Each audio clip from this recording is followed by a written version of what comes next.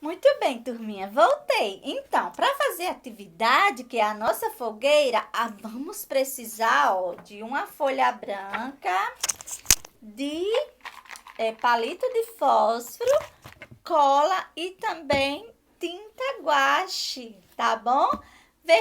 Laranja e amarela. A professora pintou a mão, tá bom?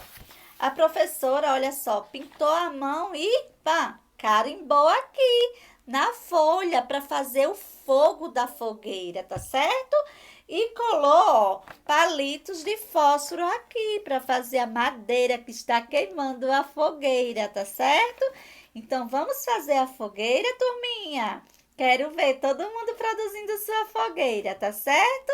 Quem não tiver a tinta, pode fazer o contorno da mão e depois pintar, tá certo?